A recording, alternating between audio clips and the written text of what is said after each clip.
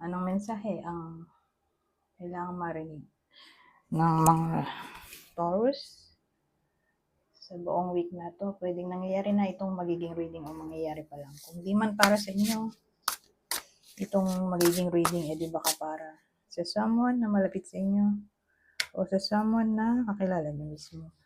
Baka may lumabas na gender mamaya, gawin nyo na lang energy, masculine at feminine energy. Pwede rin naman na wag nyo nang pansinin ang gender.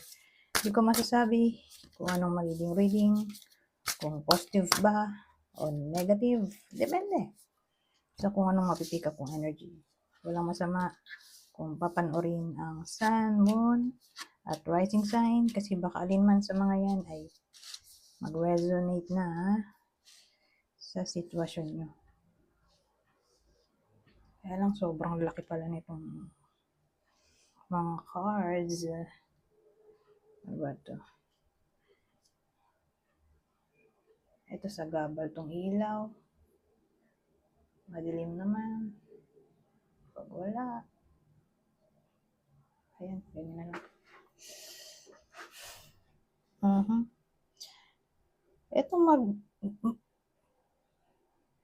maganda to. Sana ito na lang napunta doon.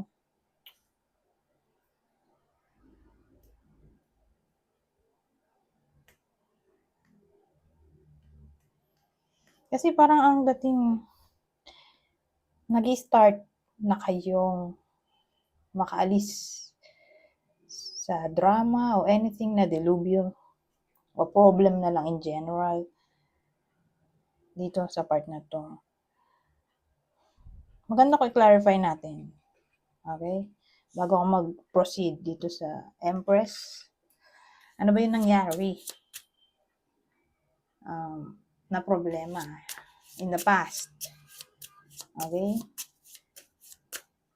Na in the past o nasa present pa rin. Pero tinatry na kung mawala. Ano yung literally problem? Ba't ba ito? Yun lang, ito na nahawa ko. Dapat yung yung isang hindi nataro. Ito na nahawa ko.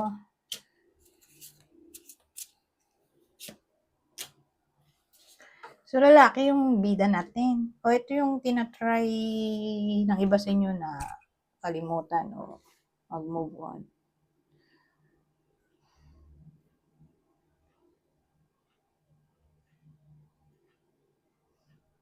Kasi parang ang dating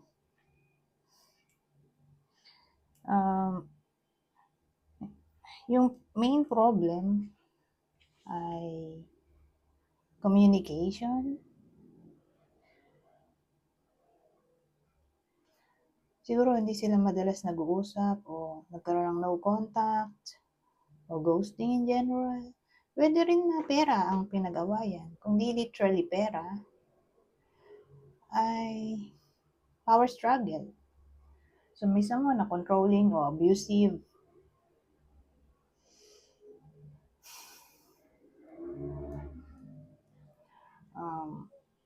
So again, pwedeng ito yung mismong bida o ito yung kaaway, lalaki. Pwede rin namang babae yan kung extrovert. So, case-to-case basis.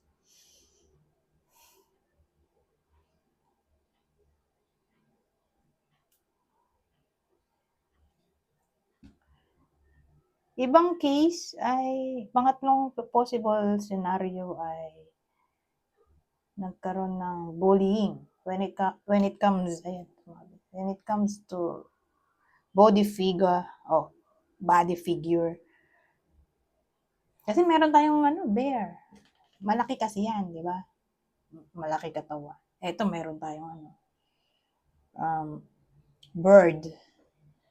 Kasi pwede rin siyang gossip o criticism.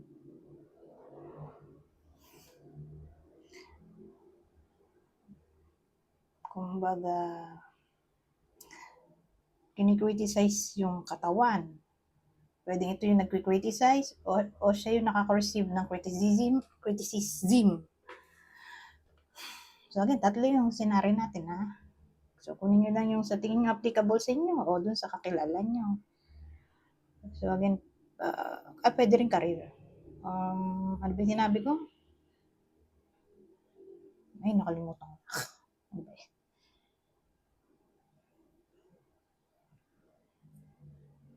No contact, ghosting, problems sa communication in general, money, career,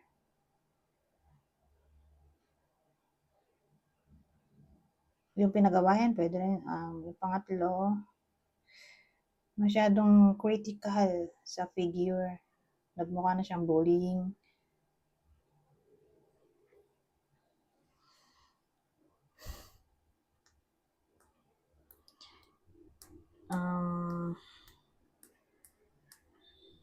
Paano to? Karoon tayo ng Empress. So, nagkakaroon na ng self-love. Nag-move on na dito sa Five of Swords, di ba? Mag-start na mag-self-love. Ngayon, Ten of Swords. Ito kasi ay ending.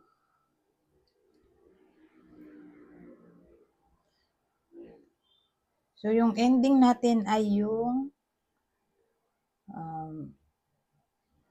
main problem. So, more like, iiwasan nyo yung tao. O iiwasan ng bida. Yung taong nananakit sa kanya. O, itong tao, yung taong problema dito. Iiwasan dito sa Ten of Thought. Literal na isi-separate ng iba sa inyo yung sarili nila dito sa toxic person.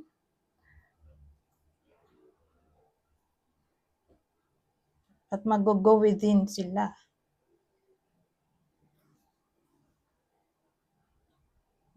Ito kasi ay High Priestess. So magre-reflect daw siya dito. Take time to be quiet and reflect upon the desires of the heart through meditation or prayer. So ang dating nag-end na nga siya, di ba? Through the help ng meditation. So para makapag fully healed na yung tao dito, kailangan niya mag-reflect at mag-meditate na magkaroon siya ng clarity kung bakit kailangan niya na talaga gawin tong pag-separate sa taong to. Kasi kailangan ng acceptance eh. Walang sense kasi kung mag-move on ka tapos walang clarity o acceptance na nangyari. So maganda, may reason. Malaman yung reason para makapag fully healed. So again, makakatulong ang prayer at meditation sa ganitong klaseng problem. Ngayon, kung no contact to, alamin natin ano yung nangyayari. Ngayon na hindi na kayo nag-uusap o anong possible reason, bakit nagka-problema, hindi na nagkausap, kung no contact yung scenario. Okay? Kasi kasama rin yung no contact. Di ba siya yung number 1 sa possible option.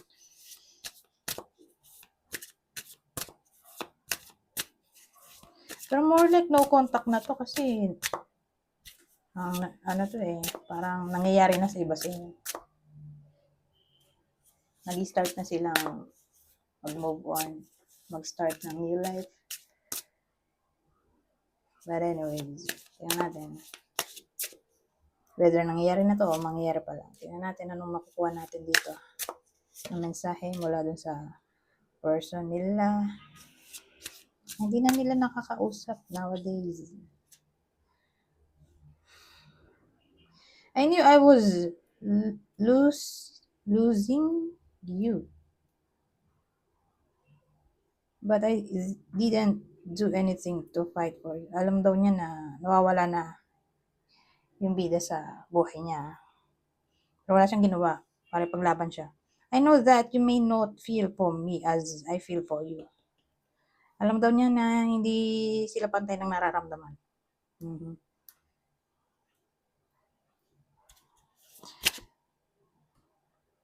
O feeling niya, hindi nire-reciprocate nung bida yung feelings ng taong to.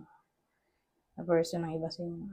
I don't want to be contacted right now. I wish to be left alone. So, sa madaling salita, ayaw niya ng communication. Useless kung kukontakin pa yan. At siya mismo ayaw niya. Kaya yan, no contact. Kasi siya mismo ayaw niya. Kahit dito, alam na nga niyang nawawala na yung iba sa inyo, sa buhay niya. Wala siyang ginagawa. Para paglaban yung koneksyon. Anyways, ito yung possible person o partner. Reading na to. Doon muna tayo sa partner or person. Bago yung kakilala o idol. So, partner or person ng Taurus, kapwa niya Taurus, Libra, Capricorn. So, kung di tumama sa inyo itong reading, di baka tumama to sa someone na malapit sa inyo o kakilala nyo mismo. Pwede rin sa idol. So, ito yung possible zodiac sign ng kakilala o idol. Pisces, Aries, Sagittarius.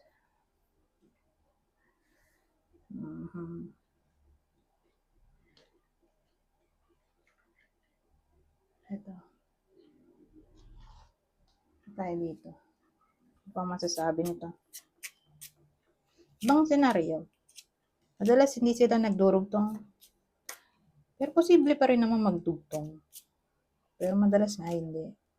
Sasabihin ko naman kapag nagdugtong. Pero minsan nakakalimutan ko. Pero tingnan natin. Ako. Ano?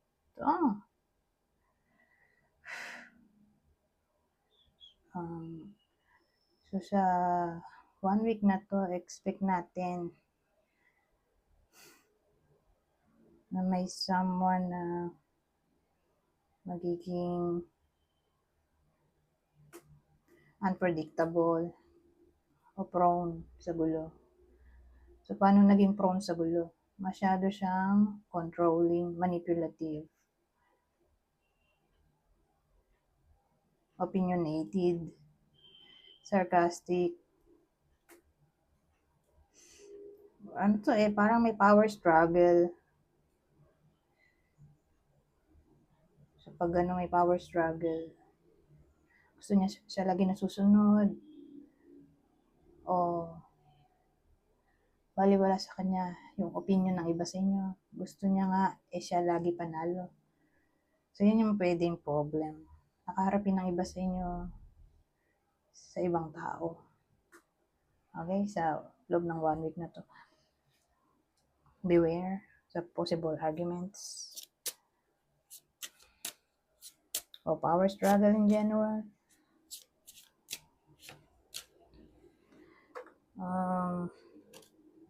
Itabi ko lang to. Sagaba, ang laki kasi nito. Malit lang tong table ko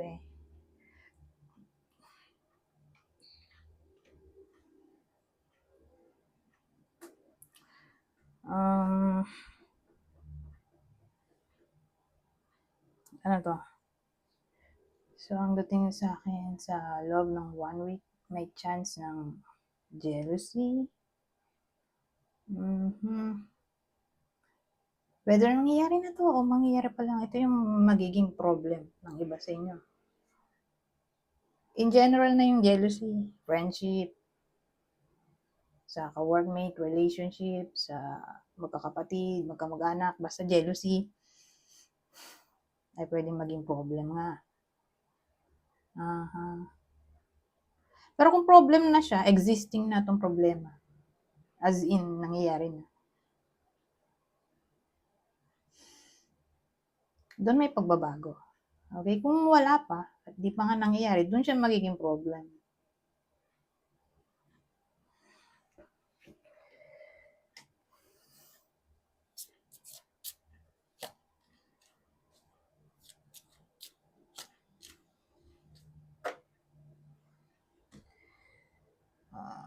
Ano to?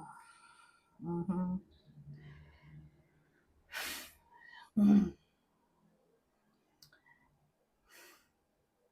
So, sa loob ng 1 week na to, asahan natin na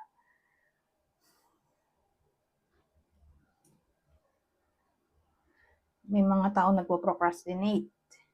Okay? Whether nangyayari na to o mangyayari pa lang. Pero kung nagpo-procrastinate o magpo-procrastinate pa lang, mukhang may clarity na dito. So, pag sinabi mo may clarity na, hindi na siya magpo-procrastinate. Magti-take action na siya o may decision na siya. Sa madaling salita, yung nalilito sa buhay niya. Nowadays, malilito pa lang.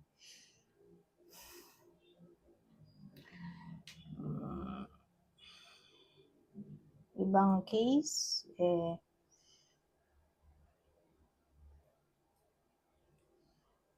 may iba sa inyo na magdidesisyon. At ang desisyon niya ay maglakbay. Ewan ko saan siya pupunta. Whether siya lang mag-isa o magsasama siya ng iba. Basta parang plano niya ay gumala. Gusto niya gumala. Mag-unwind siguro o magbakasyon.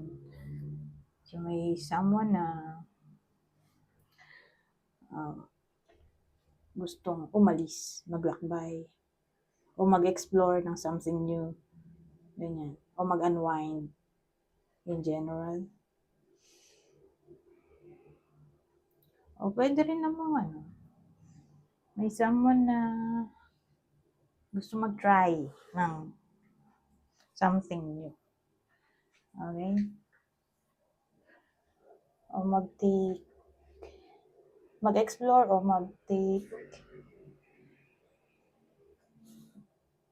mag-try ng, yun na nga rin yung, bumabalik ka rin ako sa something.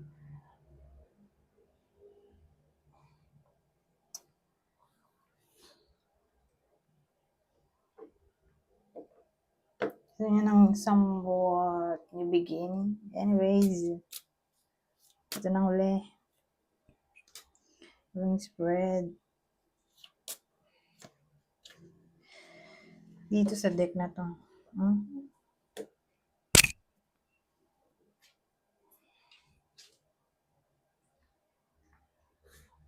Ano to?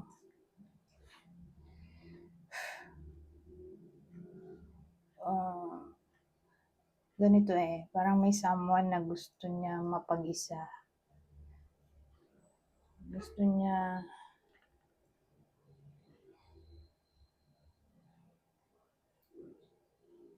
mag-work alone. Gusto niya ng solitude. Gusto niya ng independence in short. Okay? May someone na ganon.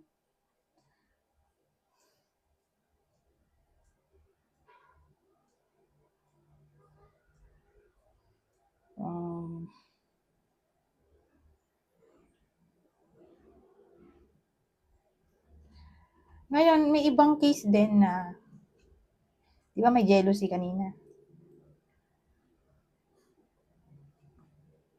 Kung dito literally jealousy lang, kasi kung jealousy lang, nagsiselos pa lang, di ba? Wala pang malinaw na proof na existing yung cheating. Whether jealousy pa lang o proven na merong cheating. May someone na gustong mag-revenge.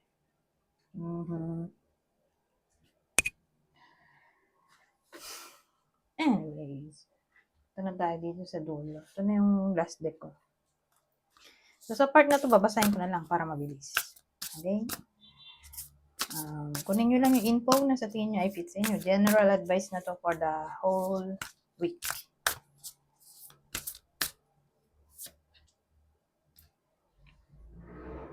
So, sabi, thank you, universe, for helping me see beyond the limits of fear.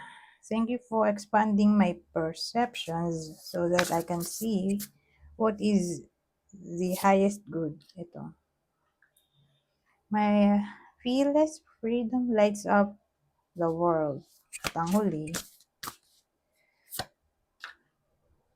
when I accept the love of the universe as my primary teacher, I will always be guided back to the light. anyways, bago ako mag-end, meron tayong tawag dito, pangontra somehow, okay? Sa mga negativity na vibe natin dito. So, tingnan natin kung baka makatulong, okay? Na somehow ay ma-reverse natin yung reading. Lalo na dun sa unang reading natin, medyo problematic. Ay, hindi. Okay na pala yung buna. May no contact, di ba?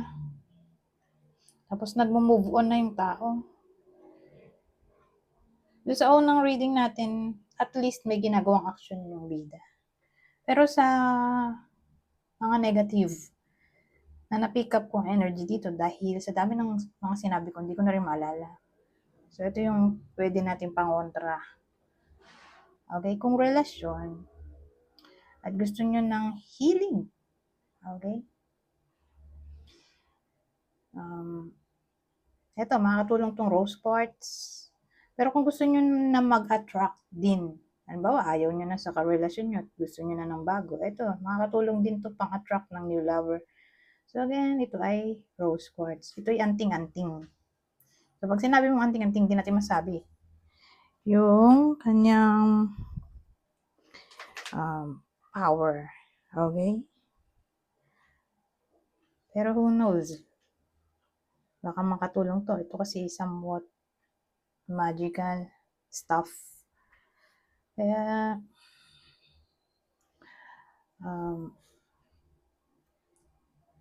kung gusto nyo lang, okay?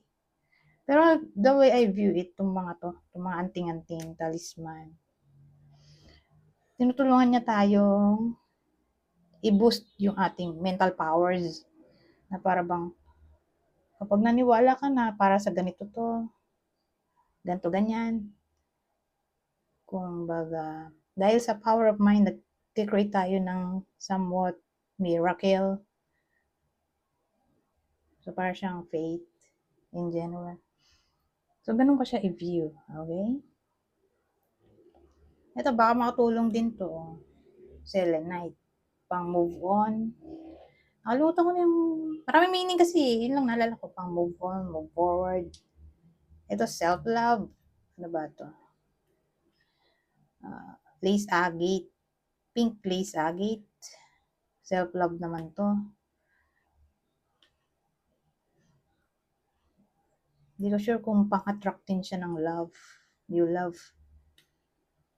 Pero, pag broken-hearted ka, maganda to. Pang ease ng pain. Ito naman, ba to? Sakura agate. Alam ko nakakatulong din itong i-manifest ang gusto niya i-manifest.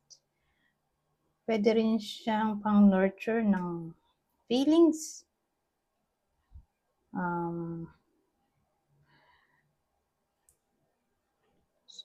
So, pag nurture ng feelings, pwede rin siya emotional healing o self-love.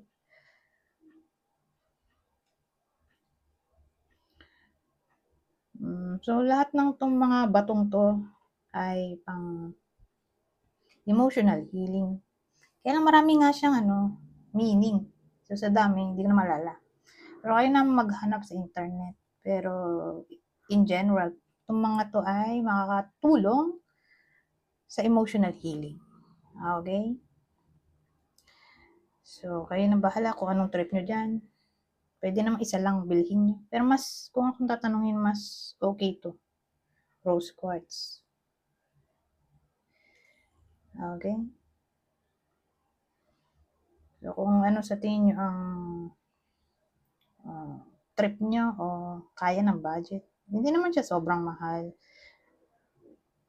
May mga 100 nga lang dyan eh. Maliit, yung mga maliliit, 100 lang o wala pang 100. So, kayo nang pumili kung anong gusto nyo na budget o kung anong gusto nyo dito.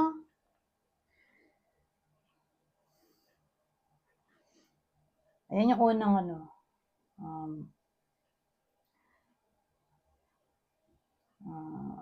paraan, di ba? Para somehow ay ma-avoid natin itong negative energy.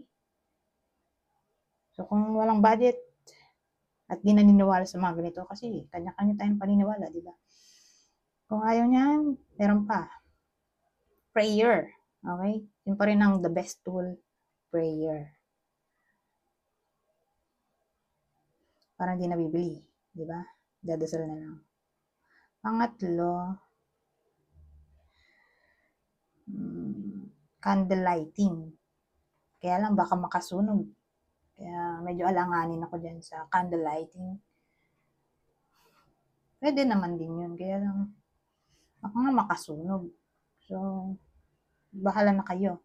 May mga tao kasi mahilig sa kandila. So, aware na sila dyan. Sa safety. Ito, Palo Santo. Pang-attract ng positivity. May iba, sabi, pwede rin pang alis ng negative energies. Kaya lang, magliliyab ka pa rin. So, baka makasunog.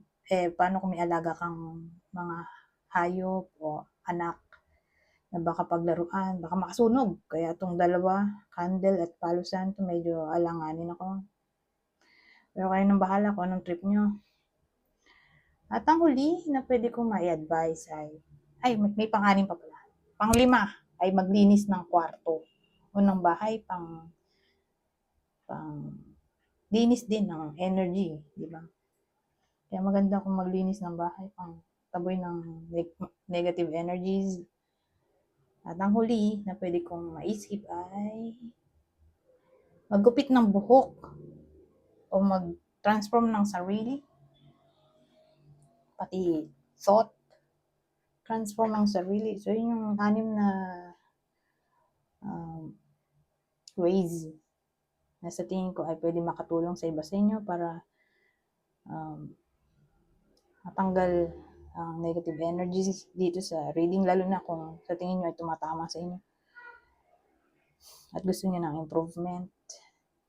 Pero again, hindi naman yung mga sinabi ko ay hindi 100% effective. Disclaimer lang. Pero somehow, sana ay makatulong sa inyo.